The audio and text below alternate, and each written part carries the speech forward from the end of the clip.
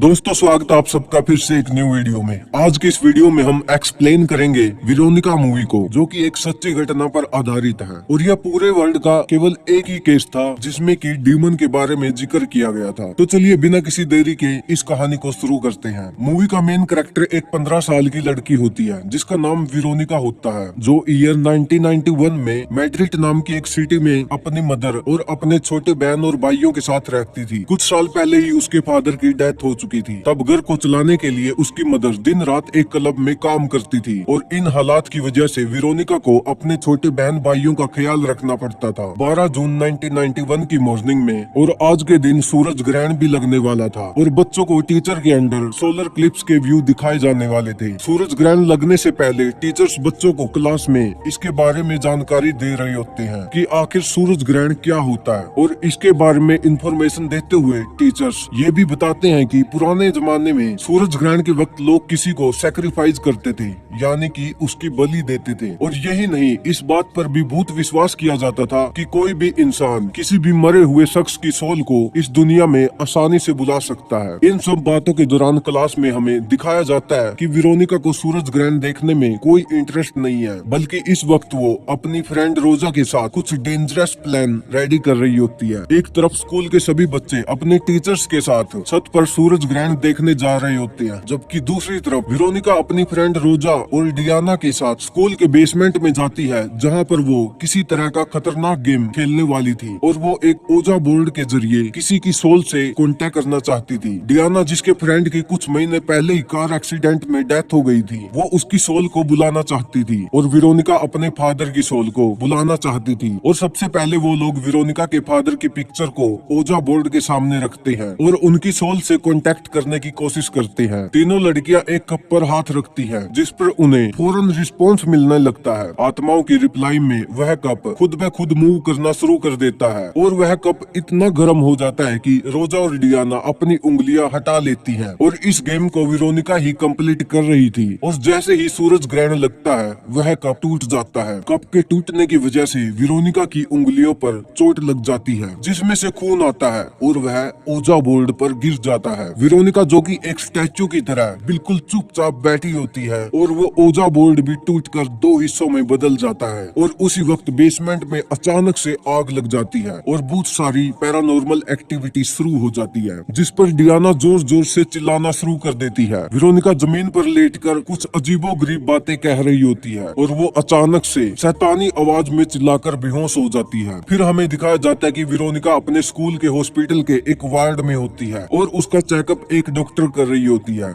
Doctor समझती है कि वेरोनिका शायद आयरन की कमी की वजह से बेहोश हो गई और उसे अपनी डाइट पर ध्यान रखने को कहती है। इसके बाद वो अपने भाई बहनों के साथ घर जा रही होती है। तब वो नोटिस करती है कि स्कूल में ही रहने वाली एक सिस्टर वेरोनिका को बहुत अजीब तरीके से घूर रही होती है। लोग इस सिस्टर को सिस्टर ऑफ डेथ बुलाते हैं और यहाँ पर अजीब बात ये है कि वह सिस्टर ब्लाइंड थी। तो फिर सवाल यह पैदा होता है कि वो कैसे वेरोनिका को घूर रही थी। वेरोनिका के रास्ते में और घर पहुँचने पर भी वेरोनिका के साथ कुछ न कुछ अजीबो गरीब होता रहा। वो डिनर करते हुए बिल्कुल फ्रीज हो जाती है और यही नहीं, उसकी बॉडी पर भी किसी के पंजों के निशान उभरने शुरू हो जाते हैं। उसी दिन वेरोनिका जब अपने भाई एंटोनिटो को नहला रही होती है, तब उसे उसके रूम से कुछ आवाज आती है और जब वह उस आवाज को फॉलो करती है, वह खुद ब खुद उसी रूम में लॉक हो जाती है जिस रूम से आवाजें आ रही थी। और उसे बंद हुए रूम के अंदर उसके भाई एंटोनिटो की रोने की आवाज आती है। वह किसी तरह से रूम से निकलकर वॉशरूम में आती है, जहाँ पर एंटोनिटो बाथ टब में बैठकर चिल्ला रहा होता है। किसी ने बाथ टब में गर्म पानी चला दिया था, जिससे एंटोनिटो की बॉडी जल जाती है। फिर वेरोनिका जल्दी से एंटोनिटो को टब से बाहर निकालती है और उसकी बॉडी पर मेडिसिन लगाती है। रात को वेरोनिका एक ख्वाब देखती है।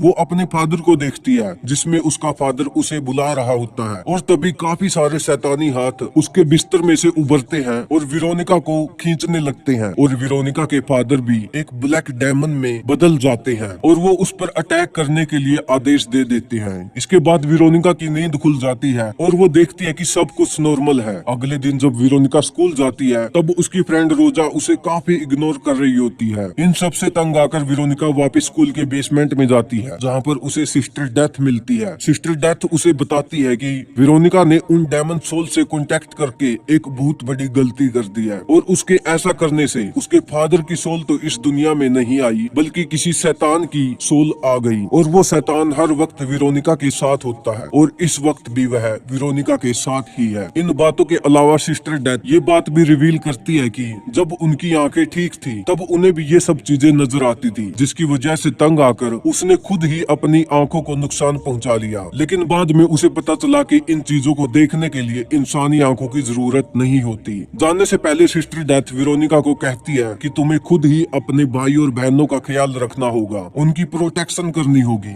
इन सब इंसिडेंट के बाद वेरोनिका अपने सारे घर के रूम में प्रोटेक्शन सिंबल लगा देती है, जिसका मकसद यह था कि वह उस शैतान की सोल को दूर रख सके। लेकिन ऐसा कुछ नहीं होता, वो शैतान बड़ी ही आसानी से उन सारे सिंबल्स को जला देता। और इसके साथ साथ हम यह भी देखते हैं कि वो डेमन सोल वेरोनिका की छोटी बहन लूसिया का गला दबाकर उसे मार रहा है और वेरोनिका उसे बचाने की कोशिश करती है। इस वजह से लूसिया बहुत डर जाती है और वह कहती है कि कोई और नहीं, वेरोनिका ही उसका गला दबा रही थी। जिस पर वेरोनिका उसको समझाती है कि हमारे घर में असल में कोई शैतान आ चुका है और वही ये सब कर रहा है और वो लूसिया को उससे बचाने के लिए ऐसे कर रही थी। उसी रात में वेरोनिका को फिर से एक ख्वाब आता है। वो देखती है कि उसकी बहन उसे दांतों से काट काट कर खा रही है और यही नहीं, उसका भाई एंटोनिटो भी उसकी गर्दन दबा रहा है और साथ ही साथ उसकी मदर भी उसे डांट रही होती है। और इन सब से डरकर वेरोनिका जाग जाती है। जब वो अपने बिस्तर से उठती है तो वहाँ पर उसे खून के निशान दिखाई देते हैं और मैट्रेस के नीचे बहुत बड़ा काला धब्बा था। ऐसे लग रहा था जैसे वो मैट्रेस जल चुका हो। और तब वो जाकर घर के सारे मैट्रेस को चेक करती है और सभी मैट्रेस पर वही धब्बा बना हुआ था और उस निशान को देखकर ऐसा लग रहा था जैसे किसी इंसान ने उसे जलाने की कोशिश की है। और यहाँ सबसे अजीब बात यह है कि वह काला निशान किसी शैतान को प्रेजेंट कर रहा था। एंटोनिटो वेरोनिका को बताता है कि रात को उसके फादर उससे मिलने आए थे और वह कहते हैं कि मैं उनको साथ ले जाऊंगा। यह सुनकर वेरोनिका काफी डर जाती है और वो अपने भाई को समझाती है कि उसे किसी की भी कोई भी बात मानने की कोई जरूरत नहीं है और वह अपनी आंखें और कानों को बंद करके वेरोनिका को बुलाए ताकि वह उसकी हेल्प के लिए आ जाए। फिर कुछ देर बाद वेरोनिका सिस्टर डेथ से मिलने जाती है और इन डेमन सोल से बचने के लिए हेल्प मांगती है। सिस्टर उसे बताती है कि उस दिन उन्होंने अपना गेम अधूरा छोड़ दिया था, जिसकी वजह से वह शैतान यहीं पर रह गया और उन्हें दोबारा से वो गेम खेलना होगा ताकि उस शैतान को वापस भेजा जा सके। यह सुनकर वेरोनिका अपनी फ्रेंड रोजा के घर जाती है और उससे कहती है कि वह दोबारा गेम खेल के शैतान को वापस भेजेंगे। लेकिन रोजा उसकी कोई हेल्प नहीं करती और उसके साथ जाने से मना कर देती है, जिसकी वजह से वेरोनिका अकेली ही रह जाती है। तब वो डिसाइड करती है कि इस सारे प्रोसेस को खत्म करने के लिए वो अपने भाई और बहनों के साथ वह गेम खेलेगी। और उस रात वेरोनिका उस ओजा बोर्ड को जोड़कर अपनी बहनों के साथ इस गेम को स्टार्ट करती है और साथ में वेरोनिका एंटोनिटो को घर की दीवारों पर प्रोटेक्टेड सिंबल बनाने के लिए कहती है, लेकिन वह गलती से